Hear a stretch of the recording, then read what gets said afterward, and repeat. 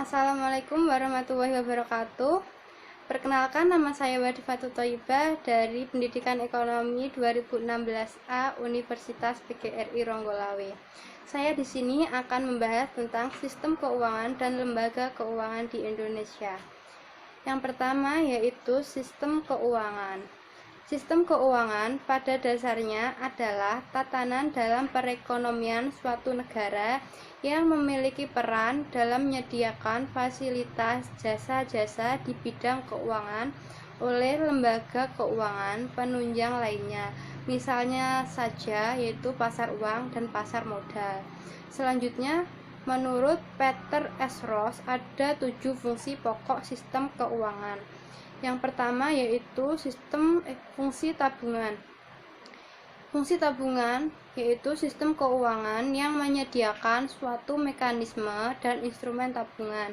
Misalnya saja obligasi, saham, dan instrumen utang lainnya. Yang kedua yaitu fungsi kekayaan. Fungsi kekayaan adalah instrumen keuangan yang diperjualbelikan dalam pasar keuangan yang menyediakan cara terbaik untuk menyimpan keuangan, yaitu menahan aset yang dimiliki sampai dana tersebut dibutuhkan untuk dibelanjakan. Yang ketiga yaitu fungsi likuiditas.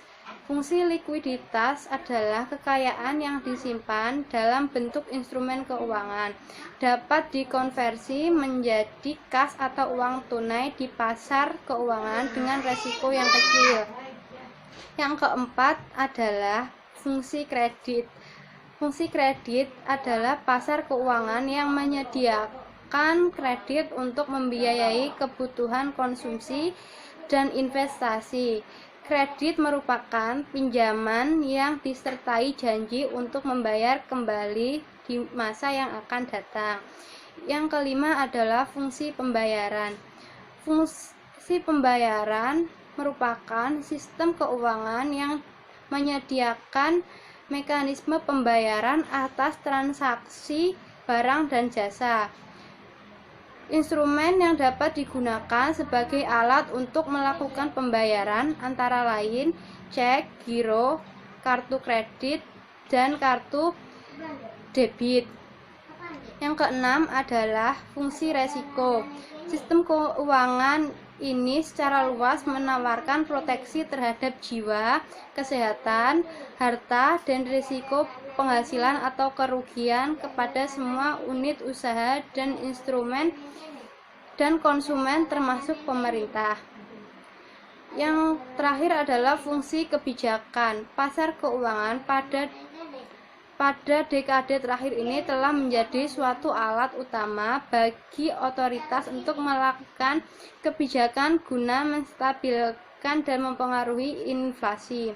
Selanjutnya adalah aliran dana dalam sistem keuangan. Pemilik dana adalah mereka yang memiliki dana berlebih tetapi tidak memiliki kesempatan investasi yang menguntungkan. Sedangkan peminjam dana adalah mereka yang memerlukan dana untuk merealisasikan proyek investasinya dan untuk konsumsi karena menganggap utilitas jika mengonsumsi sekarang lebih tinggi daripada menunda sampai memiliki cukup uang.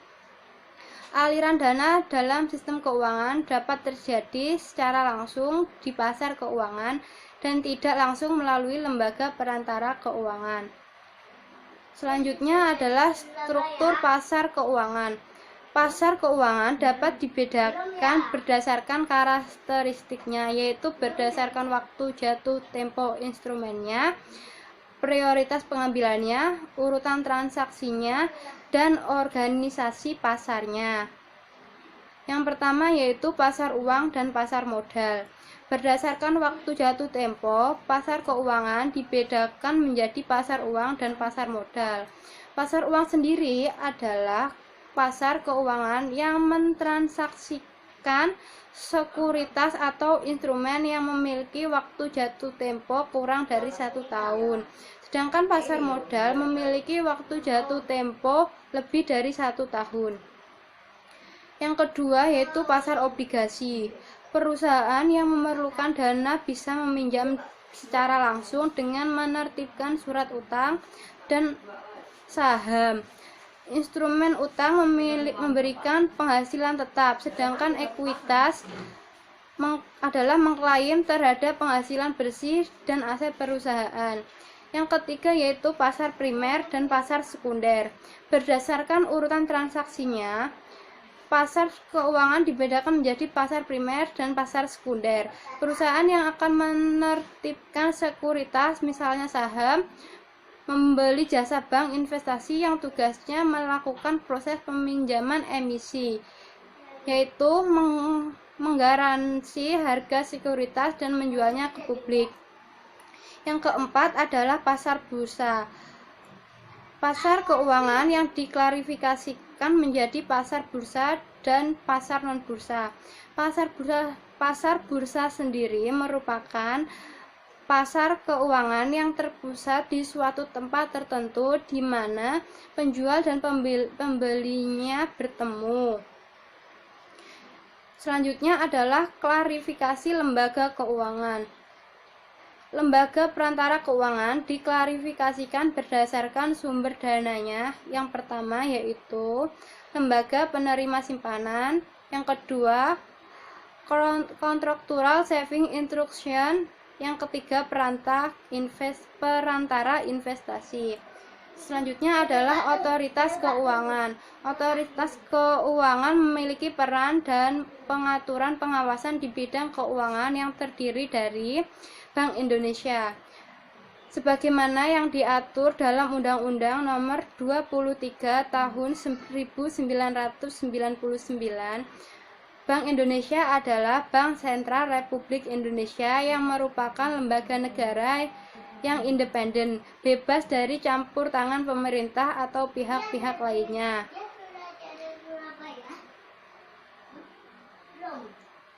Yang kedua adalah lembaga penjamin simpanan. Lembaga penjamin simpanan yang dibentuk berdasarkan Undang-Undang Nomor 24 Tahun 2004 tentang lembaga peminjaman simpanan sebagaimana telah diubah dengan Undang-Undang Nomor 7 Tahun 2009. Lembaga penjamin simpanan adalah lembaga keuangan yang berstatus independen yang tugas pokoknya memberi jaminan atas simpanan kepada nasabah bank. Selanjutnya adalah jenis-jenis bank. Jenis-jenis bank yang pertama yaitu Bank BUMN. Bank badan usaha milik negara ini pada dasarnya adalah bank yang seluruh atau sebagian besar sahamnya dimiliki oleh pemerintah. Oleh karena itu, bank-bank ini sering juga disebut bank pemerintah.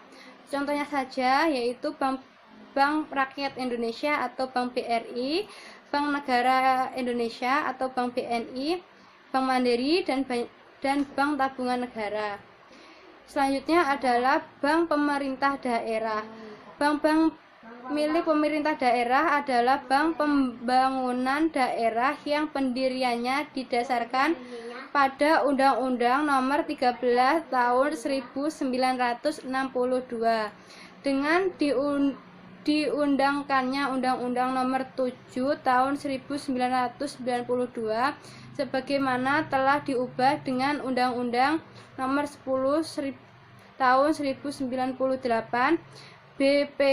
BPD tersebut harus memilih dan menetapkan badan hukumnya apakah menjadi perseroan terbatas, koperasi, atau perusahaan daerah sebagaimana diamanatkan dalam undang-undang di atas. Yang ketiga adalah Bank Swasta Nasional. Bank Swasta Nasional adalah bank yang berbadan hukum Indonesia dan sebagai seluruh modalnya dimiliki oleh warga negara Indonesia atau badan hukum Indonesia. Yang keempat adalah bank asing. Bank asing adalah bank yang sebagian besar atau seluruh modalnya dimiliki oleh asing, baik itu pihak swasta asing maupun pihak pemerintah asing. Yang terakhir adalah bank pengkreditan rakyat. Bank pengkreditan rakyat adalah bank yang menerima simpanan dalam bentuk deposito barang. Selanjutnya adalah Badan Hukum Bank. Pendirian bank menurut Undang-Undang Nomor 10 Tahun 1998 dapat memilih badan hukum sebagai berikut. Yang pertama, perseroan terbatas, yaitu yang modalnya terdiri dari saham-saham tanggung jawab dari sekutu pemegang saham terbatas yang sesuai dengan jumlah saham yang dimilikinya. Selanjutnya, macam-macam perseroan terbatas. Yang pertama adalah perseroan terbatas terbuka atau suatu PT di mana masyarakat luas dapat ikut serta menanamkan modalnya dengan cara memilih saham yang ditawarkan oleh PT terbuka melalui bursa dalam rangka memupuk modal untuk investasi PT. Selanjutnya adalah PT tertutup. Didirikan dengan tidak menjual sahamnya kepada masyarakat luas, berarti tidak setiap orang dapat ikut menanamkan modalnya. Yang ketiga adalah PT perseroan. Saham-saham dalam PT tersebut dikuasai oleh seseorang pemegang saham atau persero. Yang kedua adalah koperasi. Koperasi adalah organisasi bisnis yang dimiliki dan dioperasikan oleh seseorang demi kepentingan bersama. Koperasi berlandaskan kegiatan berdasarkan prinsip gerakan ekonomi rakyat yang berdasarkan asas kekeluargaan.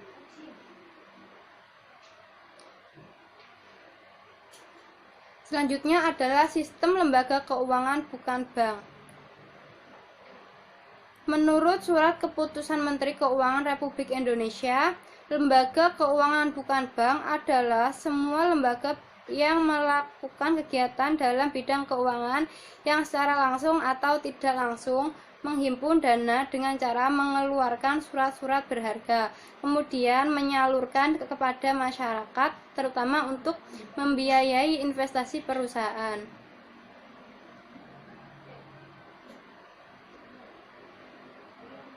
Jenis-jenis lembaga keuangan bukan bank yaitu yang pertama, lembaga pembiayaan pembangunan dan lembaga perantara penertiban serta perdagangan surat berharga. Yang kedua, perusahaan peransuransian. Yang ketiga, dana pensiun. Yang keempat, perusahaan efek. Yang kelima, reksadana. Yang keenam, perusahaan modal ventura. Yang ketujuh, pengadaian. Yang terakhir yaitu leasing. Sekian pembahasan saya hari ini. Wassalamualaikum warahmatullahi wabarakatuh.